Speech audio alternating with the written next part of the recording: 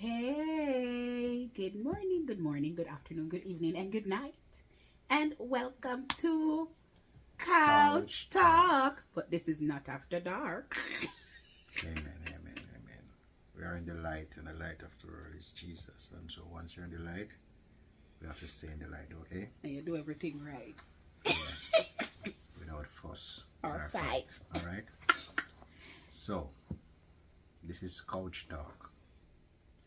And we're going to fill in you guys on how we have met until we became wife and husband. So, can you go ahead, my love? Hey. All right. So, tell my virgin. So, how we met. My born and grew in a church, and honestly, when he came into the church, when he got me no remember nothing. Cause me never did a look on him. Me never did see him. Never see him. All me did see, I remember the Sunday though that he brought his nephew to church. And when I saw his little nephew, he was a sweet little boy, and I love children.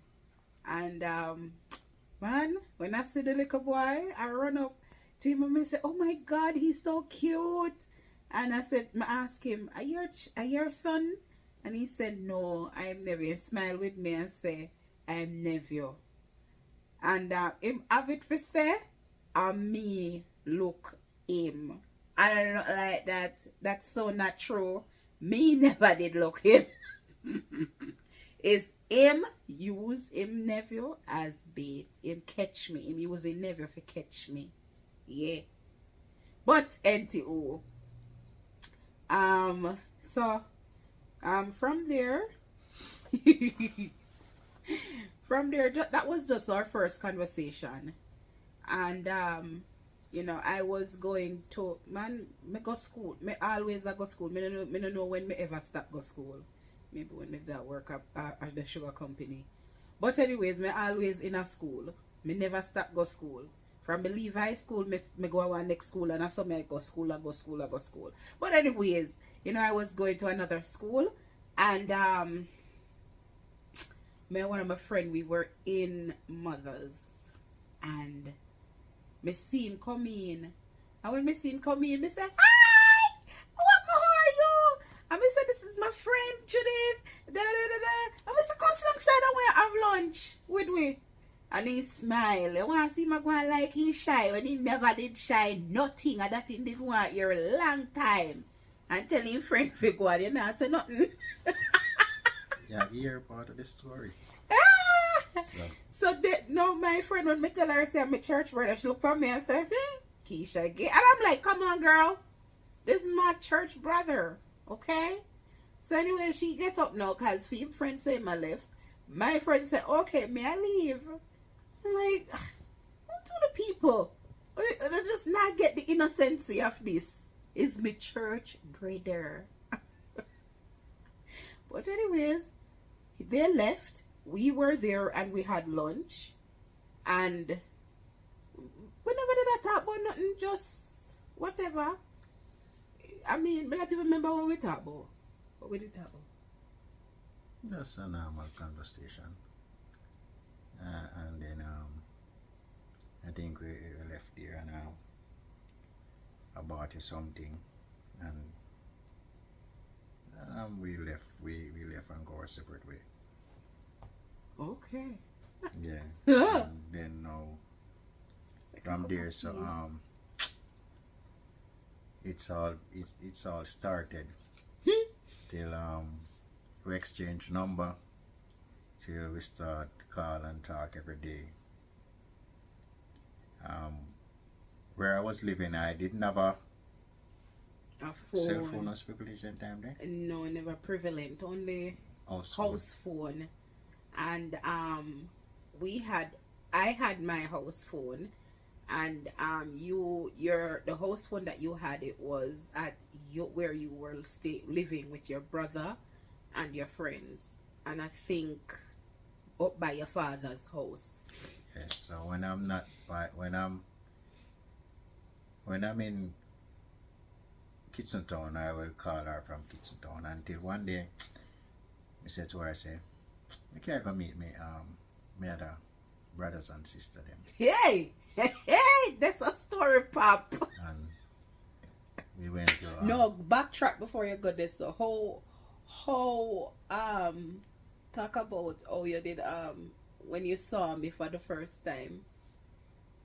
oh, in church. Mm-hmm. Oh, when I saw her for the first time in church, I'm in church and I see this slim and trim Now I forgot you. girl just walk in with her little berry catch on her like a soldier, and she come and she fold her foot, lap her foot, Man cut 10, 40 that my cut. and you know she caught my attention, and me I said, wow, me really like that girl. Me just like how she move and thing, and me I said, boy, I wish I could get to talk to her, because you're just going to church, just want to talk to people, so make it look like, say, you have to watch and see first, you have to observe. And so one Sunday now, I was outside with my nephew, and I think she was coming, I don't remember where she was coming from, but anyway, she saw us and she stopped and she said, if it's my son. So I said, no, it's my nephew. And she said, oh. And we talked just a little, we never talked not much. And she going to the church, we going to church, and from there then until we meet in Spanish Town in Mother's, our favorite party place in Mother's.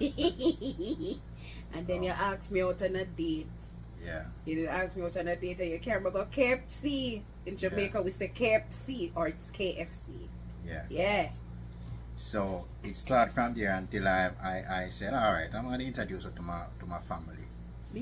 Hello, me never take nothing by that. Me never take that for nothing. Me just think say introduction to family after me and this man not in a nothing. But anyways, so when I she agreed to come, so we went to Kitson Town. That's where my family, my brothers and sisters live. So I take her there. So once we reach there, I have a little sister. We call her sister. She called me rough. She said, rough. One of them this. One of them this.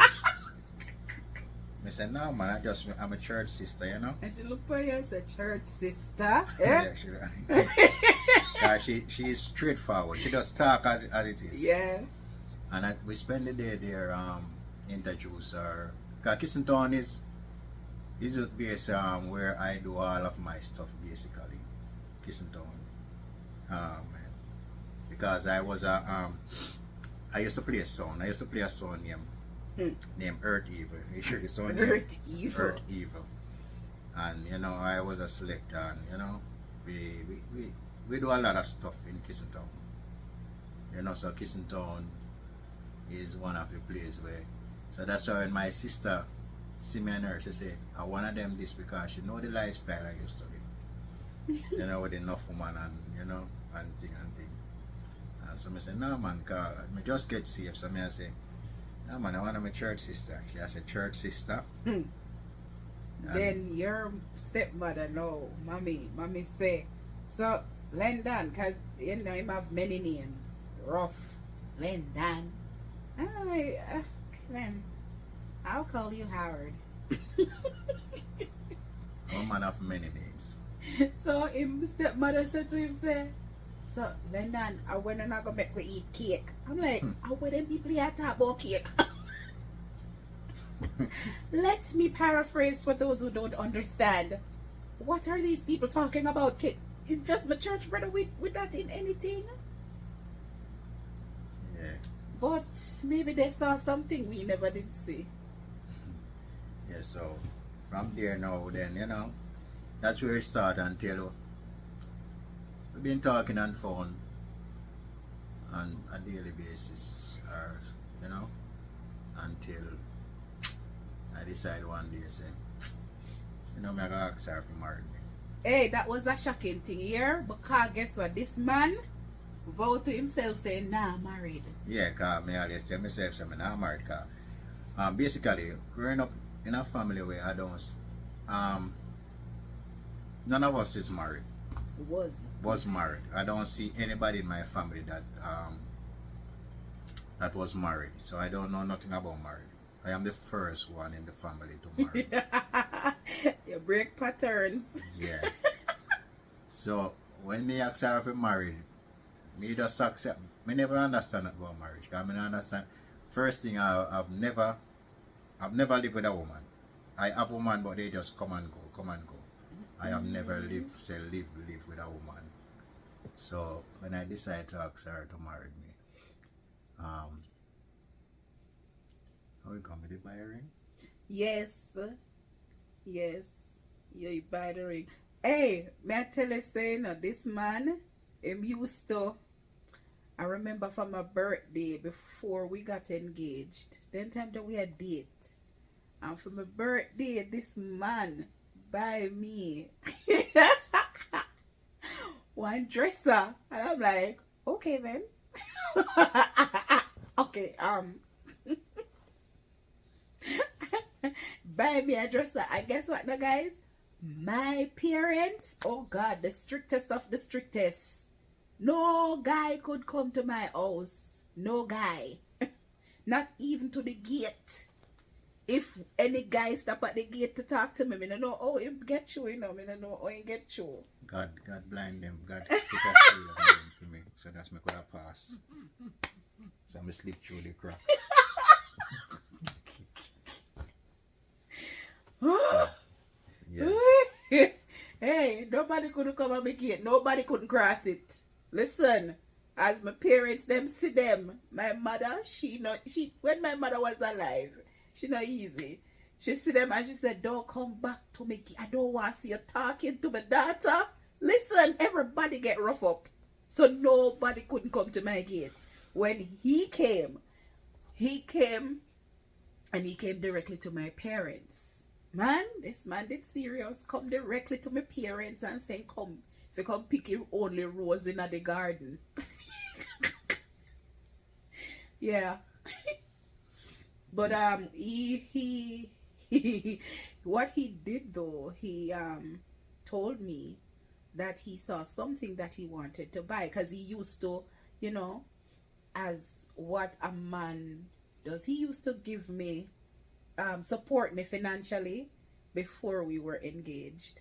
And he used to give me like money to buy. I used to give her my card and say anything yes, you want to buy. Anything I used because to give him card. Them time there, to be honest, I was making money them time then. I was, you know, so I would give her my card and say, you can buy anything you want, you know. And so then when I decided to engage to her now, it was Valentine's Day 2000. Yeah. When I engage her, when I asked her the question. You remember what you said to me? It is so long I don't remember the exact word. You remember what I said to you? Man more remember.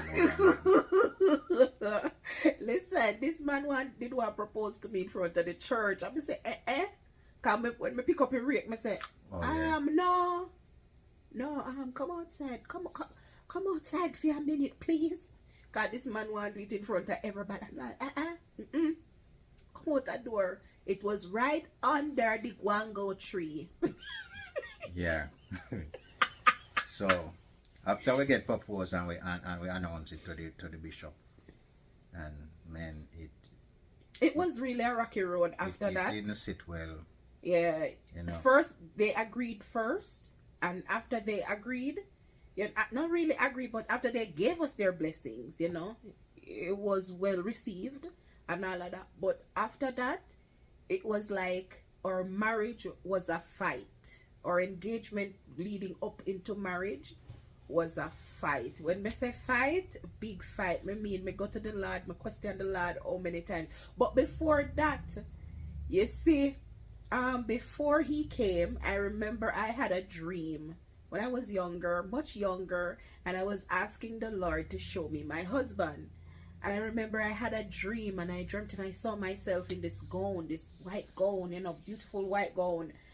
And all I could see was from the neck of the man go down, and I knew that this man was a slim, fair-skinned man, right? And I was looking in his eyes, and I was smiling, and I was saying, I do. And he was placing the ring on my finger, and I was saying, I do. I could not see his face. And when he came into the church, and after I asked him about his nephew, after I met him in Mother's, I remember after that, and I think it was a Wednesday night in Bible studies when we went to church, and I looked at him, and the Lord said to me, he spoke into my spirit, and he said to me, if this man asks you to marry him, say yes. He is your husband. I said, God, you man, yes sir. No, me not see him like that. Me start argue with God. Me say, God, me not see him like that. He man not for me type. Me no, I know him me want. Because obviously I had my eyes on somebody else. And me say, no God, I not him. I not him. And me and God fight. Me and God struggle. Me struggle with God with that. And I remember I got visions upon top of visions. And the Lord come. I remember one vision that I had. And I asked the Lord about his will for my life. Because I knew I was supposed to marry young. I knew that I was supposed to get married young. And the Lord said to me, I remember in the vision, I saw where like one of the pastors within the church that we were attending at the time, he came, or she came rather, and she placed my hand into his, and then she prophesied. I never forget this prophetic word. She said, I have placed you two together for my purpose, and my purpose must be fulfilled. And I mean, when God tell me that, I wake up in the morning and I say, God, for real? You're serious? You're really, really serious? And from there, I remember then when after me get that dream there, me start to war same way me have struggled with God. And then the Lord come back and said to me, say, okay, I place before you your will and my will. You choose your will. Remember the consequences that comes with your will, you will have to bear. And he said, if you choose my will, yes, you will have things to go through, but I will be with you. And man, when we hear that, let us say, your will for 100, please, God. Because I love the Lord with all of my heart, and even if me no want do what he say, me still me go do it. Me go, even if me feel like say I know so me want if it go. That's not how I want it to go. I am still going to choose it because God said so, and he knows what's best for me. Him now go give you, he's not gonna give you what you want, but what you need. And trust me, this man is what or who I really needed. Because I feel like nobody else understood me like how him understand me. Yes, so when we got engaged, then it's been a rough journey. Yeah, so after engagement, it was it was rough. When I say rough, I mean rough. Because when I asked her to marry me, well, I really never have anything like I never set any foundation. I never because I have things in those times. It's like I just carefree. I just live. I got a friend live in the state here, and he left me in his big house with everything. Right. So you never see the need. So I never see the need for to get anything. All I know, I just clothes and shoes. That was all my money going. Clothes and shoes and not even food, because he would send barrel like every year, 5-6 barrels. So we have food right through the year. So I never have any needs of to to set a foundation, because that's why you see sometimes I'm saying this to someone. You see, when you live carefree, it is enjoyable for a time, but it's not good, because when the real time comes for you too, because you see, when you have things for yourself, it's better than when you're living off somebody. Yep. And when you live free, it don't give you the push and the drive to achieve anything in life. So when I asked her to marry me, I didn't have anything. All I have was just a bicycle when me ride. Cause I live near work, so I just ride my bicycle to work and come. So I say to her, you know, I don't have anything, you know, but I can get certain things by XYZ time. So, you know, I just be straight with her and tell her my position. You know, cause I just come out of the dance hall, and after coming out of the dance hall, not after, while I was in the dance hall, I got sick about it was 1999. I think it was 99. As I say, when this girl what I used to talk to bought me a present, and when I go for the present and get the present, and when I unwrap the present, it was a Bible. So I say Bible. I say, if you're a man like me, we have come out of dance hall. I don't really know about church. I did kind of baptized about at the age of 10, 11, but you know you're young then time there. So me back out of church, and me fall into the world of the dance hall thing, and it's so nice and enjoyable. So I just go on with myself, you know, because I enjoy it, what if a woman, and you know, the fame way and the whole thing. So anyway, so I tell her, I said, I don't really have anything, but by such and such time I suppose I can get some things get some things. Okay, so anyway, I just be fair with her and tell her, you know, and she agree. But when I went to talk to her parents, when I went to talk to her father, here was the hard time now. Cause you know, father now leg off of them daughter, and father will go down right down to the bottom of the barrel. He want to see everything. Nothing left where he must see. Yeah, you have to come with subjects, passport. Everything. So him start asking me my whole life story. When I work, what I do, and whatsoever, and this, that, and what you know, have. what I have. Hey. I say, well, right now, I really have nothing still enough, but I can't get certain things by XYZ. Note to young couples, ensure that when you are getting, you maybe you won't find another woman like me. Young men, you won't find another woman like me who will stick it out. Ensure so when you go to the daddy, you carry a whole file. Yeah. Daddy, now let go so easy, you know, man.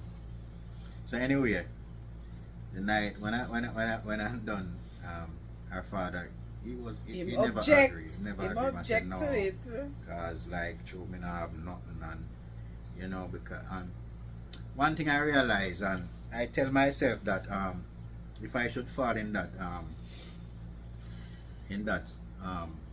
thing, I once,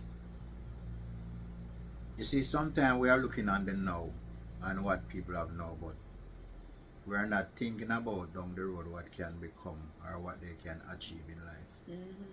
So I think he was looking So boy, you don't really have nothing. No, so you never can care for my daughter. Right, so you never can care for my daughter. But listen now, you see, because God did not tell me, say, I him, my mother, she was the one who said, listen, Yeah.